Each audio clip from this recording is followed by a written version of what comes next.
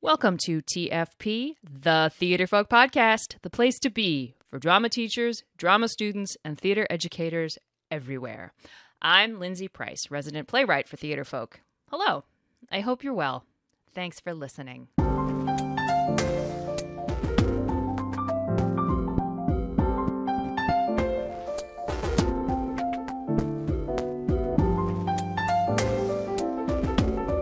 All right, this is episode 168. You can find any links to this episode in the show notes, which are at theatrefolk.com/episode 168. Surprise, surprise. Okay, today we are talking communication. The communication of a play to an audience that's got some tough subject matter, all about communicating tough subject matter to both a receptive audience and a not receptive audience. And also the communication that has to happen between a teacher and their administration about doing a play with tough subject matter. The title of this podcast is Putting on a Play Your Administration Doesn't Like, and how that is not an impossible situation. We recently published a script by teacher Chris Evans called Clowns with Guns, and it is an unflinching look at gun violence in schools. And it's one that many people were offended by when it was done, including Chris's administration. So what was that experience like for Chris? How did he keep a positive communication going with his administration and with all those involved with the show? You don't need to hear that from me. Let's hear it directly from Chris. Let's get to it and find out. All right. I am talking to Chris Evans. Hello, Chris. Hello, hello, hello. Hello, hello, hello. And tell everybody where in the world you are. I am smack dab in the middle of the state of Montana, Great Falls, Montana. We're about 90 miles north of the capital of Helena. We are on the plains. It's a beautiful 91 degrees and humid. All the good things. Yeah, absolutely. There are folks who are very attracted to 91 and humid. I was born and raised in downtown Phoenix, Arizona in July. My mother never lets me forget that. So there's no excuses for you. No excuses for you. This is jacket weather right now, so. All right then. All right. So everyone put on your jackets, and we're going to start this. Actually, put on your jackets, strap yourself in. We're going to have a very, I think, interesting conversation. I think a necessary conversation for a lot of folks out there who might be in the same shoes, or they're afraid to get into these shoes. And what we're going to talk about today is doing a play that your administration might not like you to do, or more strongly, does not want you to do. And Chris, you were in this situation last Yes, I was. Basically, the backstory on this is I was looking for a play to do at our state thespian convention, which happens every February here, and I can't consistently do a Theatrefolk play, otherwise the secret's going to be out. And so I decided to write one. And I started, and this was around the time that mass shootings here in America were just happening almost daily. And I started to and I was angry about it, so I decided to start writing a play about what seemed to me was acceptance of these shootings happening in America. And I wanted to tie it in with a class lesson on absurdity and satire. And so the play Clowns with Guns, a vaudeville, was born. It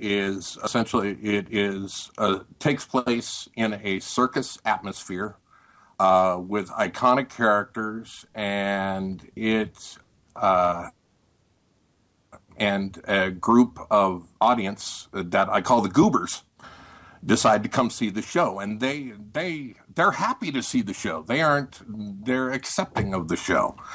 And what happens as these exhibits, the iconic characters of a cheerleader, a stoner, a bully, as they are taken out in the show, you start to see and question your own acceptance of this. Is this the new normal?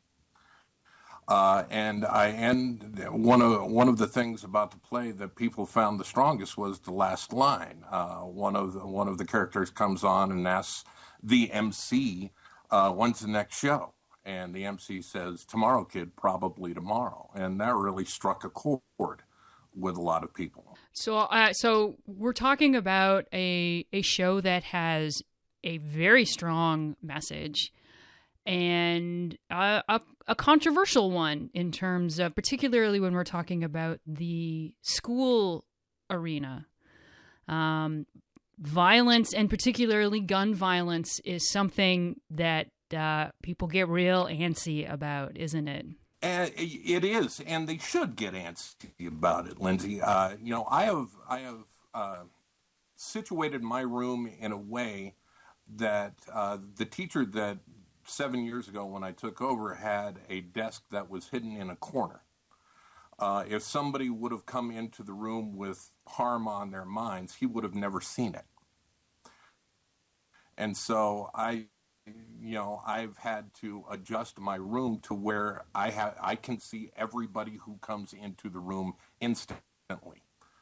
That's something, 5, 7, 10 years ago, teachers didn't have to think about. And once again, I talk about the new normal, and that angers me. Another thing is we've had to go through active shooter training at our school, and I now know what live gunshots sound like in our school. That's the new normal. And as an artist, I wanted to fight back in some way that I could, and so Clowns with Guns of Vaudeville was born. I find it I find it fascinating how powerful words can be, and how afraid people in the school setting are afraid of words. And I don't know why. And I don't know, because there's I've had teachers tell me that, oh, we got money to do a play on bullying and we're not allowed to show any bullying in the show because, someone who's sitting in the audience would go, well, that's a good idea, I should go do that.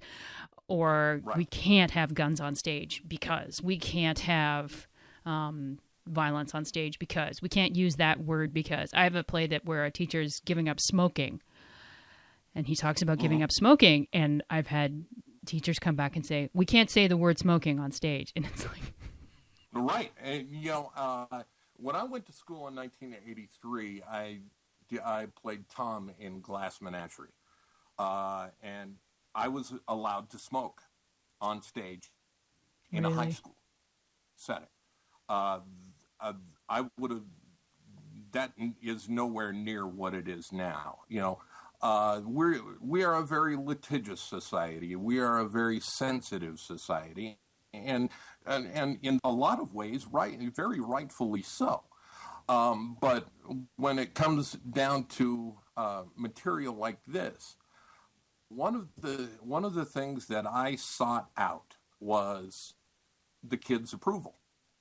I said, "Do you find this appropriate? Do you find this acceptable?"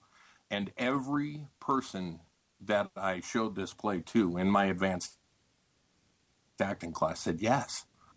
I think we forget what the students also go through, and like I wrote, the students have to go through these endless lockdown drills.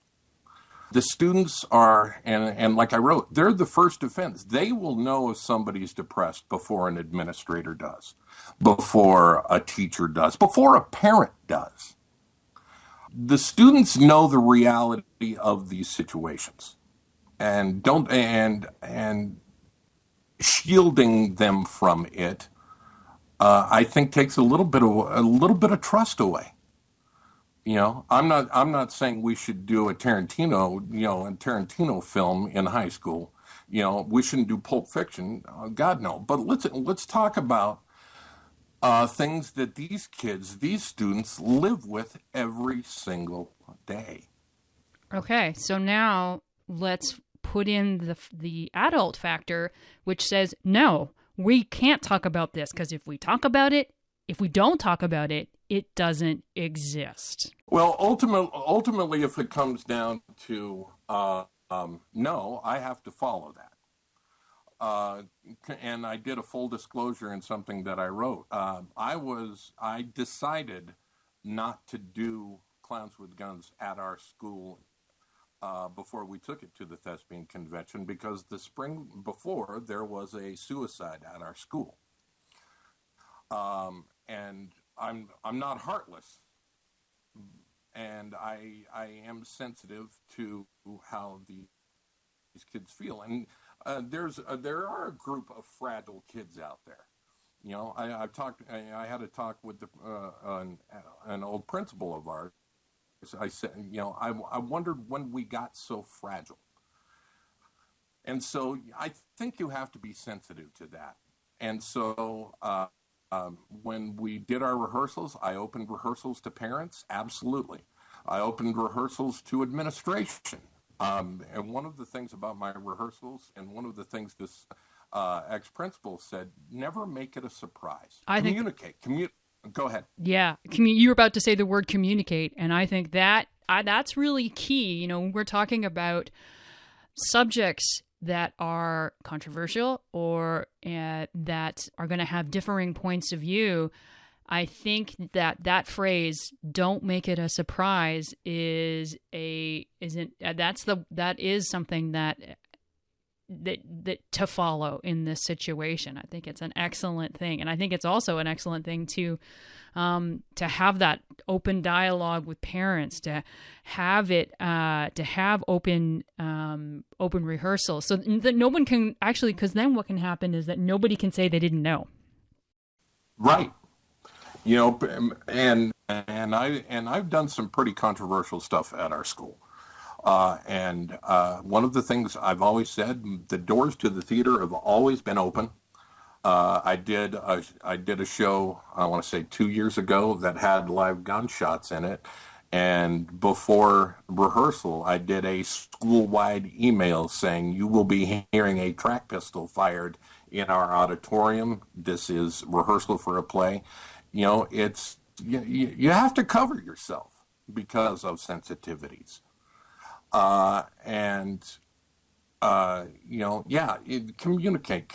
Communicate. That way the administration knows, and you have to give them an opportunity to say no. I'm nodding my head. You can't see that. Yeah. You know, you have to give them the opportunity. Number one, it saves strain on a principal. We just have a new principal right now.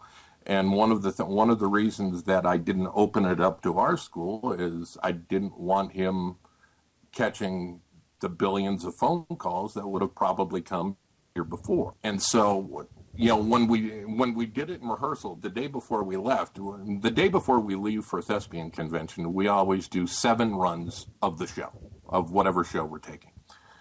And there was an English class that caught wind of it. And I invited nobody to come see this. And this English class said, you know, they were rightfully warned, and this English class saw it, and they saw the educational value of the satire of this. They saw that this was not an entertainment, this was a wake-up call. And he brought all of his classes, and he said from an educational standpoint, it opened up discussion like nothing has ever opened up discussion in his English class before. The principal came and saw it, and the word he used was offended. Our school resource officer came and saw it, and the word he used was offended. And they were very surprised we did as well at the Montana State Thespian Convention as we did. We ultimately, here in Great Falls, do live in a very conservative town. But as long as communication is open, as long as we give the option for kids to, I don't force anybody to be in a play, but kids jumped on board of Clowns with Guns like you wouldn't believe. When we did it at the Montana State Thespian Convention, same kind of reaction. The minute it was done, there was a young man who sought me out in the theater as I'm walking down to help break down, and he told me how offended his school was, that they were crying and shaking during the show. And I celebrate that young man. Good. This is, I sit there and I really have thought about the kind of theater that I was taught to do. And this is theater that, and I tell the kids in my class, if your audience walks out apathetic, then why do it? And I said, if they walk out angry, sad, happy, humming the tunes, then you've won. And so when I factor in my anger with what seemed to be the apathy, the acceptance of these shootings, along with what I could do, this show became a reality. You know what? I'm hearing a couple of things have struck me. And again, I'm going to hit on the word communication. Absolutely. Because for a couple of reasons. One, your anger with the situation certainly did not translate into, not only am I going to, I'm not going to, you're not forcing any kids to be in this in your anger. You have an open communication clearly with your principal, who felt open enough to tell you exactly what he thought. Absolutely. And that he trusted you because he didn't stop you to do your show. And I think that right there is the key to all of this, that a kid felt so strongly that he came and sought you out and gave his clear feelings, and you didn't yell at him. You didn't say you're wrong. You didn't say... Not in any way, shape, or form. Exactly. And that, I think, is when we're dealing with controversy or strong messages, when you're doing plays that people don't want you to do, communication just seems to be you're not trying to... See, here I am having trouble communicating. Communication is the key. In that's really what's going to perhaps make you able to do a show that is not the norm. Yeah, there was another young lady who came up, and for every person who was not happy with me at all, there were 3 that wanted the script right away. There was another young lady that was sent my way. I have a very good friend who is a high school teacher about 160 miles south of here. And he sent this young girl to me, and she, in a very classy, rational way, wanted to know why I wrote it. And I said, as an artist, we are presented with 2 choices. We are presented with the choice to do nothing or do something. I was taught never to do nothing. I was taught to do something. And so I did something. Ultimately, is this going to change anything in a big picture? No, probably not. But when I had one of my senior girls play the shooter in the show, and there is a moment that I call the excuse ballet,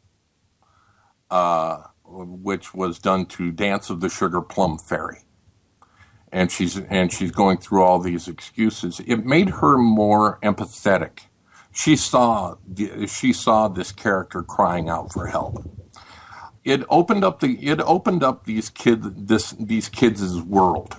There was a young man who is a very, very religious young man, and he had a problem with one line where I was talking about 2 characters named Thoughts and Prayers.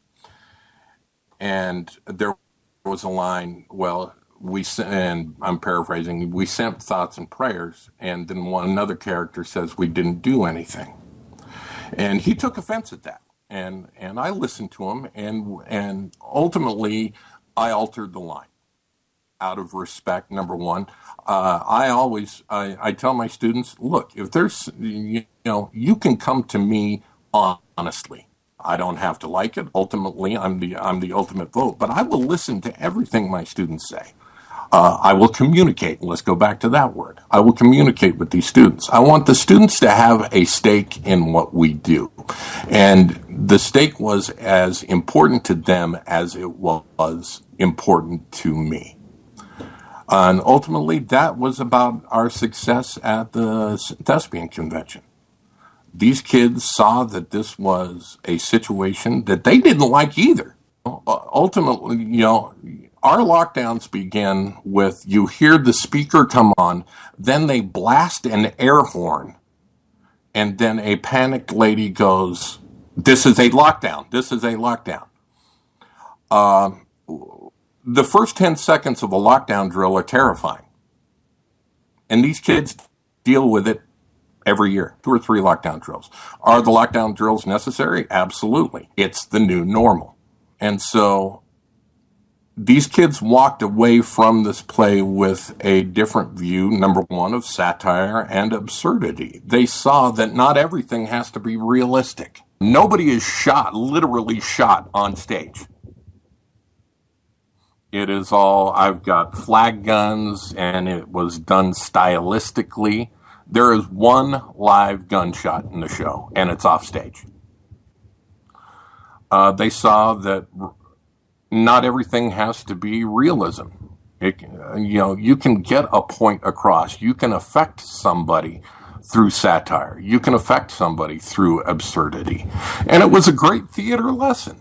I think that we're putting in our keywords here. So we have communication, and then I think respect is another one, like respecting the craft of theater, right? That this is that as you just said, it was a teaching moment, right? It's not just it's not just a play. It's a teaching moment to respect the other side, to respect that people are going to disagree with your side. I think that has to go a long way. And it's interesting, when people talk about theater changing the world, and it's such a grandiose and really, it's a pretentious statement, a play is going to do it, except that if you just whittle it down, like if you look at everything in the small, like just one person, and if you made one person think, then you win. Well, that is actually changing the world, because we're moving grains of sand, right? And absolutely. And how easy is it to do that, right? Grain of sand, I can do that. And I go back to one of your plays that we did before. Last time we talked about Chicken Road. Which was an amazingly powerful piece that was that forced kids who saw it to deal with grief. How do you deal with grief? And kids talk to, and we talk to counselors, we talk to the whole thing. How do you deal with grief?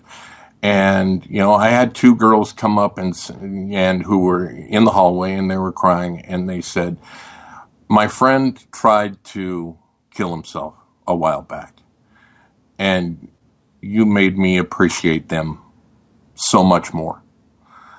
Theater can do that, and it's, along with all the entertainment stuff. Look, I like going to a musical. One of my favorite musicals is Sound of Music. I love Sound of Music. But I also like to be challenged. A book will challenge you. Art will challenge you. And if somewhere in our lesson plans, if somewhere in our, daily life, if we aren't able to challenge somebody, we don't have to agree, we don't have to disagree, but the ability to challenge somebody on a subject that not a lot of people talk about, and do it in a way that is respectful. I I think theater stays alive that way. Absolutely. And, and we're talking about situations where teachers do have to think about other things like their job, Yeah. So I think that as we wrap up here, it's really important to hit these points home that theater is important and that theater can be challenging.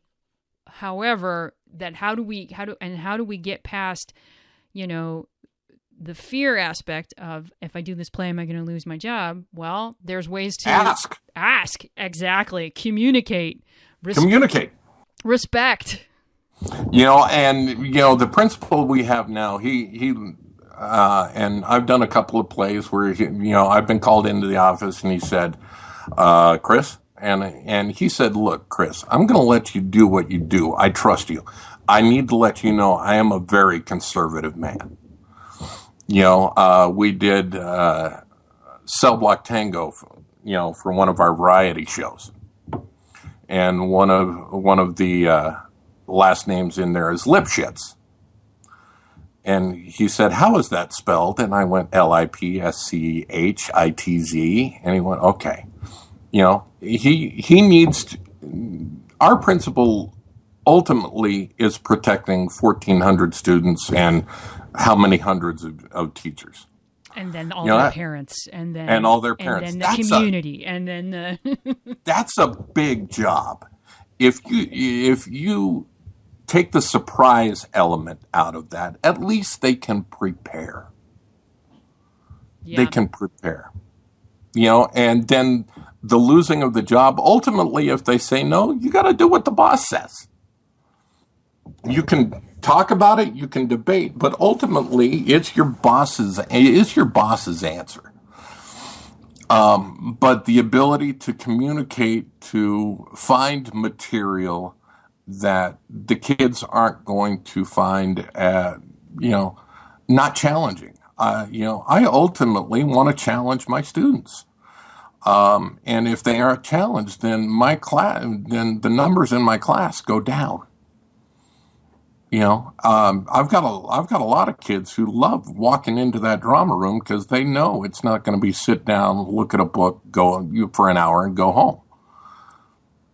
We're gonna be up, we're gonna be about, we're gonna be debating, challenging, and doing some really great theater. Which I think is wonderful. That's what it should be. It should be. I agree. Chris, as always, it's been a lovely conversation with you. I'm really looking forward to Clowns with Guns in the World. Yeah, me too. And to that's why we're doing this, right? We are communicating. There's no surprises about what this play is about. And I think that for everybody out there who's listening who would love to do something but just feels that it's not in their world, set up a meeting with your principal, have a talk. Maybe you can do one monologue, right? It all starts with, it's a grain of sand. Absolutely.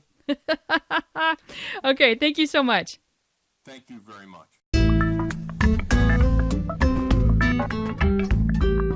Thank you so much, Chris. Okay, before we go, let's do some Theatrefolk news. Okay, so since we've been talking about this play by Chris Evans, Clowns with Guns, bracket, a vaudeville, close bracket, I just wanted to tell you more about it. This is a brand new play, brand new to our catalog. It premiered at the Montana Thespian Festival in 2016, and we're really pleased and proud that we have something like this that we can share with students. It's not going to be for everybody. There are going to be administrations and schools that just aren't going to be able to do this, but I know that there are some who are looking for material like this, and that's why we've got it. Okay, so Clowns with Guns, it takes a theatrical and absurd look at the repeated and seemingly endless cycle of school violence. It happens, everyone is terribly upset, things continue on as normal, and it happens again. We really want to point out that this is a mean play. The story is mean. There are guns. The play puts school shooting violence out in the open and forces us to do the same. So that is Clowns with Guns by Chris Evans. You can have a look at sample pages at theatrefolk.com, or you can click the link in the show notes. Theatrefolk.com, episode 168.